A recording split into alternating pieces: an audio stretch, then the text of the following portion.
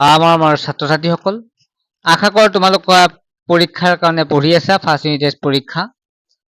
চ' যিয়ে নহওক, first unit test পৰীক্ষা ইতিমধ্যে মই ভালেকেইখন কুৱেশ্যন পেপাৰ আলোচনা কৰিছোঁ। আজি মই ছ'চিয়েল চায়েন্সৰ কুৱেশ্যন পেপাৰখন লৈ আহিছোঁ।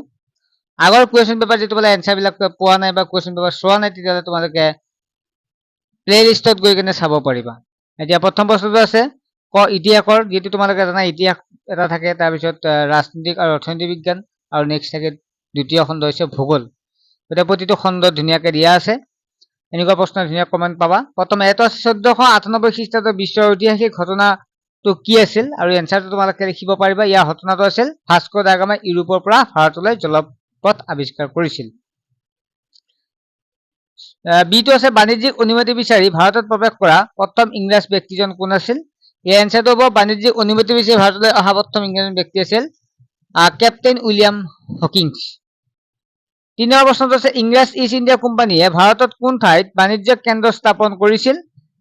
3 নম্বৰ প্ৰশ্নটো ইয়াৰ এনচাৰটো হ'ব চুৰাটত তেওঁলোকে প্ৰথম বাণিজ্যিক কেন্দ্ৰ স্থাপন কৰিছিল। 4 নম্বৰ প্ৰশ্নলৈ যোৱাৰ আগতে তোমালোকে অৱগত কৰাব বিচাৰো, ছাত্ৰ-ছাত্ৰীসকল আমাৰ অনলাইন টিউচন হৈ আছে। গতিকে কোনো ছাত্ৰ যদি ইচ্ছুক হ'লে জইন হ'ব পাৰিব।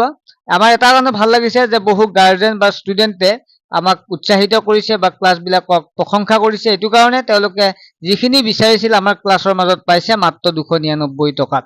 গতিকে প্ৰথমটো ক্লাছ কৰি তেওঁলোকে আমাক ফিডবেক দিছে বা তেওঁলোকে গাৰ্জেনখিনিয়ে আমাক জনাইছে যে আপোনাৰ ক্লাছটো ধুনীয়াকৈ হৈছে, বুজি পাইছে ল'ৰা ছোৱালীয়ে, আৰু তেনেকৈ আগবাঢ়ি আছে। গতিকে সেইকাৰণে ভাল লাগিছে। গতিকে যিসকল ছাত্ৰ ইচ্ছুক হয়, আমি সদায় সদস্য সংখ্যা বঢ়াব বিচাৰি আছো। সেইকাৰণে আমি পেমেণ্টটো একেবাৰে 999 পৰা 599 আৰু এতিয়া মাত্ৰ 299, 70% অফাৰ দি আছো। এটা ছাবজেক্টে নহয়, আমি 4টাকৈ ছাবজেক্ট পঢ়াও, মেথ, ছায়েন্স, ছচিয়েল ছায়েন্স আৰু ইংলিছ গ্ৰামাৰ।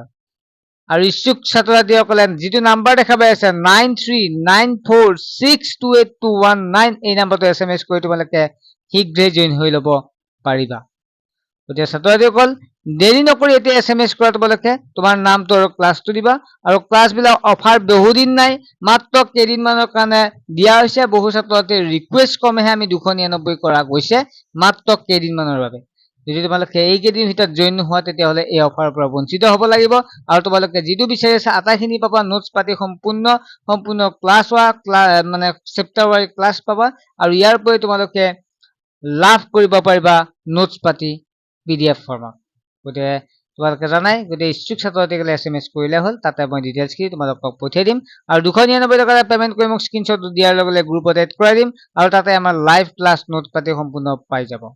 এতিয়া প্ৰশ্নটো আহিল ডিটো, ভাৰতৰ ইংৰাজ চৰকাৰৰ প্ৰত্যক্ষ শাসন কেতিয়াৰ পৰা আৰম্ভ হয়। গতিকে ভাৰতত যদি চাওঁ তেতিয়াহ'লে 1858 চনৰ 1858 চনৰ ভাৰত চৰকাৰ আইন পিছত ভাৰতৰ ব্ৰিটিছ চৰকাৰৰ প্ৰত্যক্ষ শাসন আৰম্ভ হয়। কোনখন আইনৰ জৰিয়তে ভাৰতৰ ইংৰাজ ইষ্ট ইণ্ডিয়া কোম্পানীটো ইংলেণ্ডৰ চৰকাৰৰ অধীনত হয়। সেইটো হৈছে 1773 চনৰ ৰেগুলেটিং এক্ট, যাক নিয়ন্ত্ৰণকাৰী আইন বুলি কোৱা হয়। ইয়াৰ জৰিয়তে ভাৰতৰ ইংৰাজ ইষ্ট ইণ্ডিয়া কোম্পানীটো ইংলেণ্ডৰ চৰকাৰৰ হাতলৈ যায়। কোনখন যুদ্ধৰ পিছত ভাৰতত ইংৰাজ কোম্পানী ৰাজনৈতিক ক্ষমতাৰ অধিকাৰী হয়। সেইটো হৈছে কোনখন যুদ্ধৰ পিছত, সেইটো যুদ্ধ হৈছে 1757 চনৰ পলাশী যুদ্ধৰ পিছত ইংৰাজ কোম্পানীয়ে ভাৰতত ৰাজনৈতিক ক্ষমতা লাভ কৰে। চিপাহী বিদ্ৰোহৰ সময়ত ভাৰতৰ গভৰ্ণৰ জেনেৰেল কোন আছিল। তেখেত আছিল লৰ্ড কেনিং। ব্ৰিটিছ ভাৰত চৰকাৰৰ প্ৰথমজন ভাইচৰয় কোন আছিল। গতিকে প্ৰথমজন ভাইচৰয় আছিল লৰ্ড কেনিং। ঠিক আছে, লৰ্ড কেনিং হ'ব ইয়াৰ শুদ্ধ উত্তৰ। 2 নম্বৰ প্ৰশ্নটো আছে লৰ্ড কেনিঙে ভাৰতত কৰা 2টা প্ৰশাসনিক সংস্কাৰ উল্লেখ কৰা। গতিকে লৰ্ড কেনিঙৰ এইখিনি তোমালোকে এনচাৰ কৰিব পাৰিবা ইতিমধ্যে যদি পঢ়িছা। ব্ৰিটিছ সংসদে ভাৰতীয় পৰিষদ আইন কেতিয়া আৰু কি উদ্দেশ্যে প্ৰণয়ন কৰিছিল। ভাৰতত ব্ৰিটিছ চৰকাৰে কেতিয়াৰ পৰা আৰু কিয় বিভাজন কৰি শাসন কৰা নীতি প্ৰয়োগ কৰে লিখা। চিপাহী বিদ্ৰোহৰ পিছত ভাৰতত হোৱা 3টা সাংবাদিক পৰিৱৰ্তন লিখাটো 3 নম্বৰ আছে। তাৰপিছত খ অংশ আছে ভূগোল। প্ৰথম চমু উত্তৰ লিখা। নদী অৱবাহিকা বুলিলে কি বুজা। ইয়াৰদাং শব্দটো পোনপ্ৰথমে কোনে ব্যৱহাৰ কৰিছিল।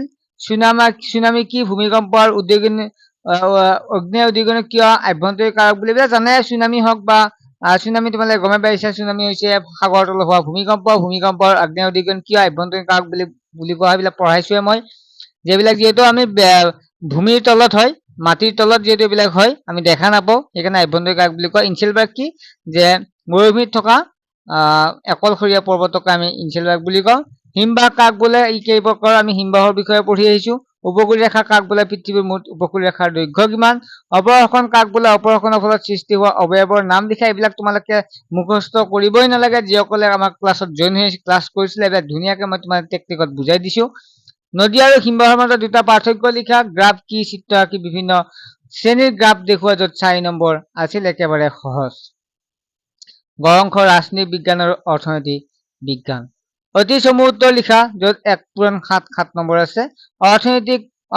অৰ্থবিজ্ঞানৰ ভিত্তি বুলি কাক কোৱা হয়? অৰ্থবিজ্ঞানৰ কল্যাণ ভিত্তিক সংজ্ঞাটো কোনে আগবঢ়াইছিল? উৎপাদিত আহিলা কি বুলি কোৱা হয়? এইবিলাকো আমি পঢ়াই দিছো ইতিমধ্যে। কিহৰ ওপৰত ভিত্তি কৰি ৰাষ্ট্ৰৰ শ্ৰেণী বিভাজন কৰা হয়? প্লেটো আৰু এৰিষ্টটলে কিহৰ ওপৰত ভিত্তি কৰি চৰকাৰৰ শ্ৰেণী বিভাজন কৰিছিল? এডলফ হিটলাৰ কোন? এৰিষ্টটলৰ মতে বহু জনশাসনক কি বুলি কোৱা হয়? তাৰপিছত আছে 13 নম্বৰ আদাম স্মিথৰ অৰ্থনৈতিক বিজ্ঞানৰ সংজ্ঞাটো লিখা। তাৰপিছত আছে আৰ্থিক বস্তু আৰু অৰ্থনৈতিক বস্তুৰ পাৰ্থক্য লিখা। সংসদীয় পদ্ধতিত চৰকাৰৰ দুটা প্ৰধান বৈশিষ্ট্য লিখা। আৰু আছে 16 নম্বৰ একেবাৰে শেষৰ প্ৰশ্নটো আছে ৰাষ্ট্ৰপতিয়ে চৰকাৰৰ দুটা দোষ লিখা, যিবিলাক কিতাপত ধুনীয়া স্পষ্ট কৰি দিয়া আছে। আকৌ মই অৱগত কৰাব বিচাৰিছো ছাত্ৰ ছাত্ৰীসকল, এছআৰ এডুকেশ্যন হৈছে বহু ক্ষেত্ৰত আগবাঢ়ি থকা এটা চেনেল, যি চেনেলে আমি প্ৰত্যেক বছৰৰ দৰে এইবাৰো আমি অনলাইন ক্লাছ লৈ আহিছো, আৰু প্ৰত্যেক বছৰৰ দৰে এইবাৰে সকলোতকৈ কমত আমি এবছৰ পঢ়াই দিম। ল'ৰা ছোৱালীক কোৰ্চৰ মূল্য হৈছে মাত্ৰ 299 টকা, যাৰ ফলত বহু ছাত্ৰ ছাত্ৰী দৈনন্দিন বহু ল'ৰা ছোৱালী আমাৰ তাত জইন হৈ আছে। গতিকে আপোনালোকৰ বঞ্চিত হ'ব নালাগে, বা তোমালোকৰ বঞ্চিত হ'ব নালাগে। গতিকে গাৰ্জেন তথা ছাত্ৰ ছাত্ৰীয়ে যাতে ভালদৰে ইণ্টাৰেষ্ট লৈ, মানে ভালদৰে বুজি লৈ ক্লাছত জইন হওক। ধুনীয়াকে পাব, আটাইখিনি পাব। সম্পূৰ্ণ নোটছ পাতিৰ পৰা, লাইভ ক্লাছৰ পৰা, যিখিনি কৈছো আটাইখিনি ফেচিলিটি লাভ কৰিব পাৰিব। জাষ্ট তোমালোকে SMS কৰা 9394628219, তোমাৰ নাম, ক্লাছ আৰু ডিষ্ট্ৰিক্টখন দিয়া।